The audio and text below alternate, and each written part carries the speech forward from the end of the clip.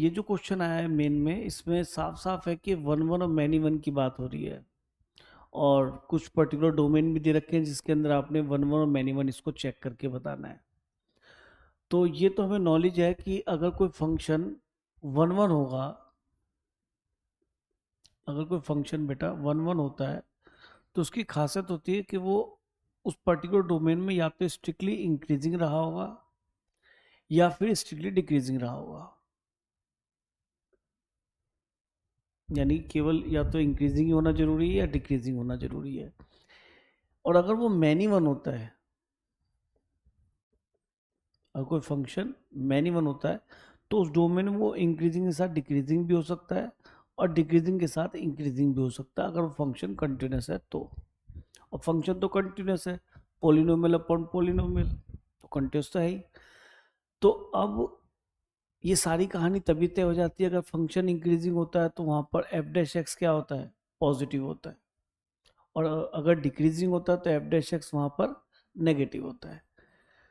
इसी तरीके से अगर यहाँ पे देखेंगे तो अगर कोई एक्स डोमेन की बात करें तो अगर यहाँ से यहाँ तक चलते तो यहाँ पे एफ डैश एक्स क्या है, पॉजिटिव, क्योंकि इंक्रीज कर रहा है।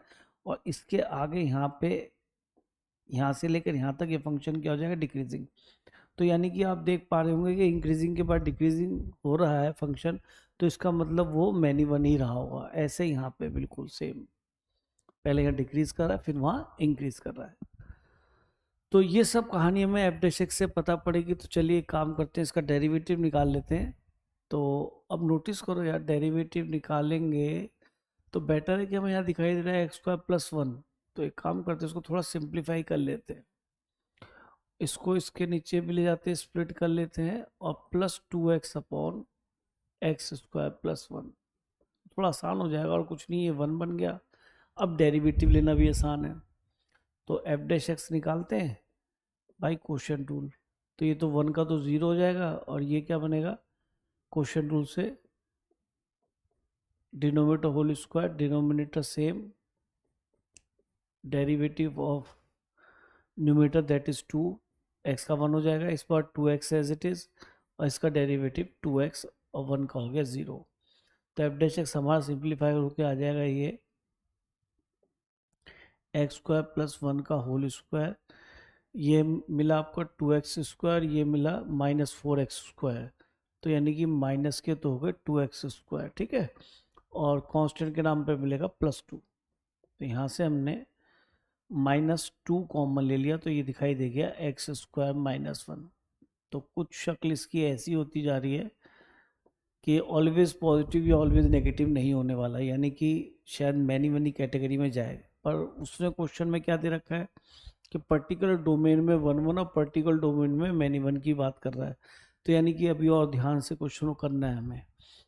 तो माइनस टू, इसके फैक्टर हो गए एक्स माइनस वन और एक्स प्लस वन, ये बन गया एक्स स्क्वायर प्लस वन का होल स्क्वायर। अब ध्यान से देखें तो डिनोमिनेटर तो being a perfect square positive है ही, और एफ डैश एक्स को साइन चेक करने की तरफ से देखें तो यहाँ पे नज़र आ रहा है कि इसको जीरो कब होगा, ये बेटा एक तो वन पे जीरो होगा और एक ये माइनस वन पे जीरो होगा, ठीक।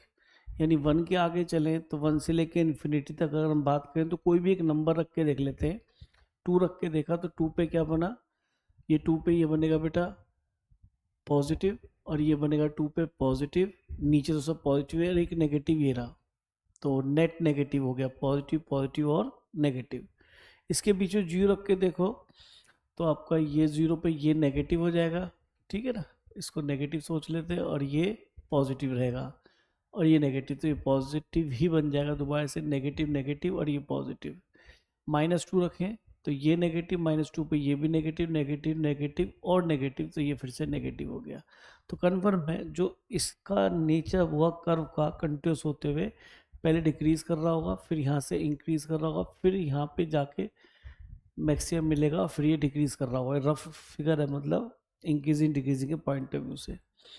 तो ये पक्की बात है कि यहाँ पे डिक्रीज कर रहा होगा, तो माइनस इन्फिनिटी से माइनस वन तक ये एक ही नेचर होगी, वन वन।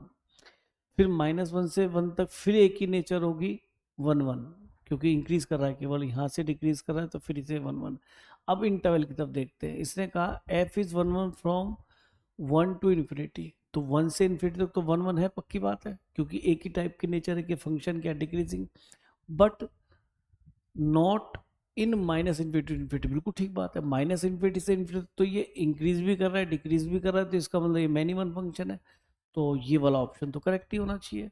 आगे चेक करते हैं कि और क्या बात कर रहा है। F is 1 1 from minus infinity to infinity, नहीं भाई मैनी वन है, यहाँ पे डिक्रीज कर रहा है इंक्रीज कर रहा है। और ये भी आप जानते हैं कि अगर हम कोई हॉरिजॉन्टल लाइन ड्रॉ करें तो अगर मोर देन 1 पॉइंट पे वो कट करती है कर्व को तो मैनी वन ही होता है, ठीक है, चाहे रफ कर्व है फिर भी ऐसा ही होगा, ठीक है। तो ये भी आपका ऑप्शन गलत है। और f x is many one in minus infinity to -1, many one नहीं है। देखो मैं आंसर आ चुका है, चेक करने की वजह ये है कि आपको समझा सकूं कि चल क्या रहा है क्वेश्चन में। माइनस इन्फिनिटी से -1 तक तो ये केवल डिक्रीजिंग है, तो ये तो 1 1 है, और जबकि वो कह रहा है मैनी वन, तो ये इस वजह से गलत है बेटा। F is many one is 1 to infinity, अरे 1 टू इन्फिनिटी में तो केवल डिक्रीजिंग है, तो ये तो यहाँ पे 1 1 ही रहा होगा, तो इसलिए ये भी गलत है ना, मैनी वन नहीं हो सकता। तो ऑप्शन ए हमारा ब्लू करेक्ट है।